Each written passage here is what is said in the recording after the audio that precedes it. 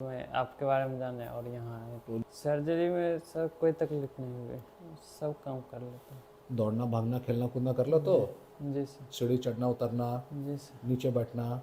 जी sir. Hello friends, मैं हूं doctor Ashwini गौरव। मैं एक जॉइंट रिप्लेसमेंट और स्पोर्ट्स इंजरी सर्जन हूं पटना में with an experience of more than 10 years। इस समय के दौरान मैंने हजारों सर्जरीज की हैं and I have been a part of my patients journey back to normal life.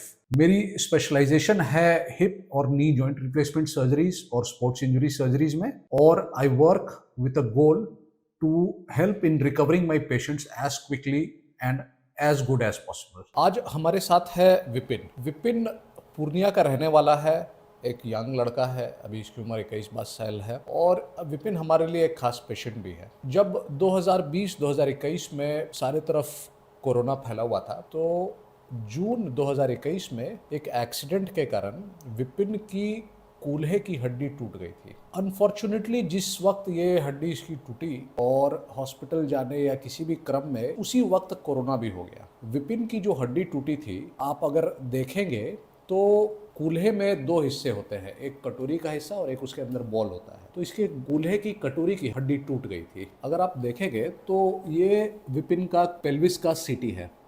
इसका बायां कूल्हा जो है ये टूटा हुआ है और अपने दाहिने कूल्हे के पोजीशन के हिसाब से ये बायां कूल्हा का पोजीशन पीछे जा चुका है।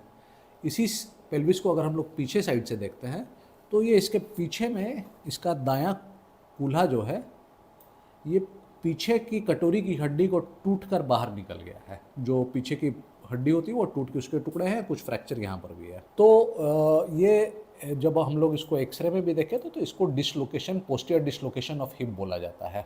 जब विपिन की हड्डी का फ्रैक्चर हुआ था, जो इसे एसिटाबुलम फ्रैक्चर बोला जाता है, उसी वक्त ये जो छोटे छोटे टुकड़े थे उसने ठीक एसिटाबुलम के पीछे जो एक हमारी बहुत इंपॉर्टेंट नस होती है जिसे साइटिक नस बोला जाता है, साइटिक नर्व, उसको दाब दिया था और डैमेज कर दिया था, जिसके कारण विपिन के दाहिने पैर के पंजे में ताकत खत्म हो गई थी और फुट ड्रॉप हो गया था। करीब 1 महीने तक कोविड से विपिन बीमार रहा और अपने घर पर पूर्णिया में इलाज कराता रहा। उसे ट्रैक्शन लगा दिया गया था। करीब 1 महीने के बाद विपिन हम लोग से मिला था और हम लोगों ने फिर इसके कूल्हे की सर्जरी की थी, स्टेबुलर सर्जरी की थी। हमने इसके हिप को वापस बैठाया जगह पर, पीछे के जो सारे फ्रैक्चर्स हैं उसको अपनी जगह पर बैठाकर 2 प्लेट के द्वारा फिक्स किया, और साथ ही साथ जो इसका नस दबा हुआ था उसको न्यूरोलाइसिस करके हम लोगों ने फ्री किया। करीब 1.5 से 2 महीने के बाद जब विपिन आया था तो उसके पैर में ताकत आ चुकी थी और वो हम लोगों ने उसे ग्रेजुअली वॉकर के साथ रिहैब करते हुए वापस नॉर्मल पैर की ओर वजन डालकर चलना सिखाया। आज इसकी सर्जरी का 2 साल से ज़्यादा हो चुका है और आज विपिन हमारे पास आया है, तो हम लोग विपिन से जानेंगे कि अभी विपिन कैसा है और उसका क्या एक्सपीरियंस रहा। विपिन, जी सर। कैसे हो तुम? ठीक है सर। क्या हुआ था, कैसे फ्रैक्चर हुआ था तुम्हारा? ये सर एक्सीडेंट हो गया था ट्रैक्टर से। फिर उसके बाद पूर्णिया में वो एडमिट हुए थे। उस टाइम कोरोना का चल रहा था, तो उसी बीच कोरोना हो गया। तो 1 महीना वो डेरा पे ही रहे। तो 1 महीना के बाद कोरोना जब निगेटिव हुआ तब मैं आपके बारे में जाने और यहाँ आए। तो जब तुम आए थे उस समय क्या तुम होपफुल थे, निराश थे, क्या थे उस समय? क्या स्थिति थी तुम्हारी, मानसिक स्थिति क्या थी? उम्र भी बहुत कम था तुम्हारा, ठीक हो पाएंगे या नहीं हो पाएंगे इस बात का डाउट रहता था। जी सर। पैर के नस में भी डैमेज था, पैर भी नहीं काम कर रहा था जी जैसे। सर। सर्जरी का जो तुम्हारा एक्सपीरियंस है, सर्जरी तो बड़ी मेजर सर्जरी हुई थी तुम्हारी, सर्जरी का एक्सपीरियंस कैसा रहा? तुम सर्जरी के दौरान तुम्हें कितनी तकलीफ हुई?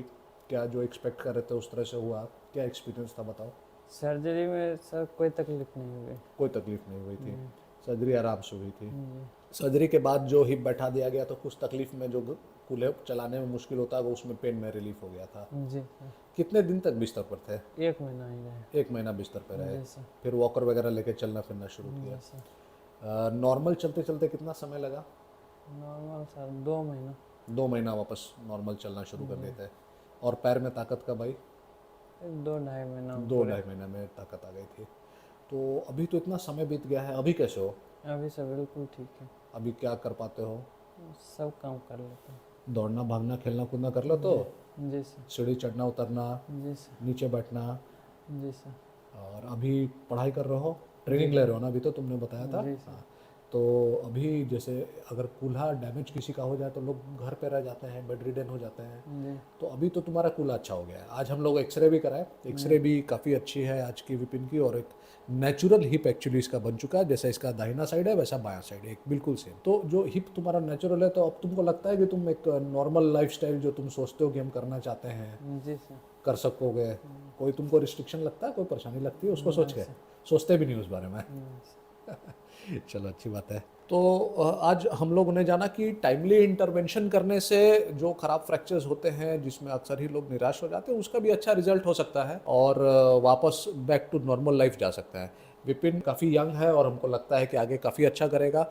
एक इसका नेचुरल हिप है और ये इसके साथ लाइफ लॉन्ग रहेगा, यानी कि इसको कभी उस हिप में परेशानी नहीं होने वाली है होपफुली। आज के डेट में विपिन सब कुछ कर पा रहा है, तो इसीलिए क्योंकि उसकी सर्जरी टाइमली हुई थी और सब आगे का जो प्रोसेस रहता है वो बिना किसी परेशानी का बीतता गया। तो हम लोग विपिन को अपने तरफ से बेस्ट विशेस देते हैं कि आगे अच्छा कर सके विपिन, और मेहनत करे और बाकी फ्यूचर में बहुत अच्छा करे। Thank you so much.